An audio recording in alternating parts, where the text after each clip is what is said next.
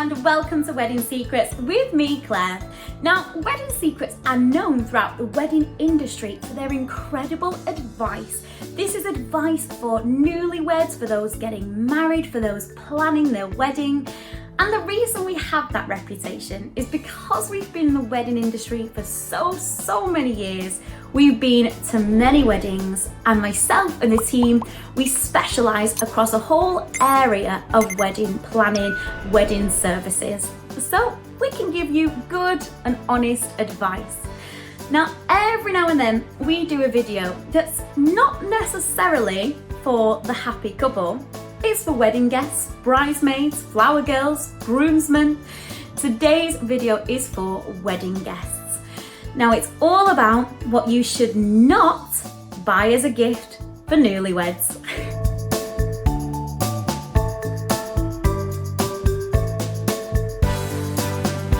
Now, it might seem straightforward, however, you'd be surprised. We've been to so very many weddings, and sometimes a wedding gift for a newlywed doesn't quite go down so smooth. But do not worry, we are here to put you on the right guidelines, to put you on the right path and help you choose and avoid certain gift ideas. So the way this is going to work, I'm going to list what has been voted the worst presents to get a newly married couple. But let's just take a moment and remember, when it comes to your wedding day, when it comes to maybe yourself as a guest, don't put too much pressure on a gift. Now, the couple themselves, they might actually just ask for cash, which is a very normal, very modern, a very honest thing to do, because quite often now we're seeing wedding invitations that say no gift, money towards the honeymoon would be amazing. So don't put too much pressure on yourself, couples, to do that. Lots of people do it, completely understandable. However, if there's not, or maybe you want to get them a gift on the side, that's fine. But let's be honest, you don't want to clutter a new home, the new married couple. You don't want to bombard them with lots and lots of different pieces. So here is the list of ideas to avoid. Now, one of the most anticipated TV weddings was that of Pam and Jim on The American Office. If you've seen The Office before, I'm sure you're nodding along with me, but it was the marriage of two co-workers, which the whole of the world had been waiting for. Now, one of their colleagues, Dwight Schrute, treated them to a turtle boiling pot. So as you can imagine, viewers were horrified to imagine that Pam and Jim would boil tortoises. But the point is, any pet related gifts just to avoid. In order to give somebody what you think is something that's really loving, such as a puppy or a hamster or a rabbit or a cat, it might seem like a really nice idea, but that is a big commitment that you are taking to that newlywed couple. That is a big responsibility, and many of us are too polite to say no thank you. Anything pet related, avoid. Now, number 2, anything political, whether that's a joke present or other. Political subjects, you don't always know exactly where the couple stand or the family. Completely off the table, I'm afraid. Now, my next suggestion is one that you might find disappointing, because some people like to get gifts for the couple that hint at childbirth, such as it could be a joke present, or it could be something as baby clothes, just that hint. There is a huge expectation that once we're married, we should be having children right away. It's not what everybody wants, so the best thing to do is just avoid that, because some brides will feel very uncomfortable with that topic. So best leave that one out. Now, quite similar to the political one, any gifts of religion.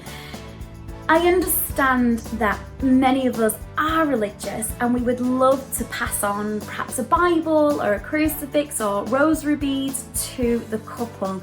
I understand that personally. However, some couples' views you might not be too aware of on religion. So again, it's one of those topics in terms of gifts, unless you know they are of a certain faith, I would tend to avoid as much as possible. And other gifts to be watching out for is what we call the half gift. So what that means in a nutshell is when you get a wedding gift for a couple, but only one of that couple is really going to use the gift. So I have seen this so many times where a couple have received for example, a spa day, and although the idea is really, really nice, lots of times I've just seen the bride use it with her friends or with her mum. So that's something just to be a bit wary of. Or for example, let's say if you get them a gift such as, let's say the bride really likes bread making and you buy a bread oven. Do you know, it's little things like that. Think about both the couple, because remember, it's both of their day. So try and think along the list of gifts, something that they can both enjoy, something that they can both use, and ideas for gifts that they can use together is always a really good one. Now, finally, last but not least, is a check. Now, it's a little bit old school, but some people still do give a check. It is a personal one, but I do know lots of brides and grooms don't particularly like a check. Now, I know lots of brides and grooms, especially in modern day, they no longer want presents, and they do quite often in invitations, they actually say a money contribution towards the honeymoon would be amazing. Just try and avoid the check form, because there's always that risk. Is it going to bounce back? They might feel awkward about asking you, and lots of us, especially nowadays, have never even used a check, have never been to a bank to cash a check in. So if it was me, I would say a bit of cash in the card, or maybe some brides and grooms actually have somewhere to put gifts. That's always a really nice idea. So I hope some of these ideas have helped you steer away from certain wedding ideas. But above all else, remember, the bride and groom are thankful for you coming to spend their big day with them. They know and they're aware that you might have had to take time off work, you might have had to get childminders, you might have had to get a new outfit, you've paid for your transport, you've paid for your drinks. So take the pressure off when it comes to the gift aspect.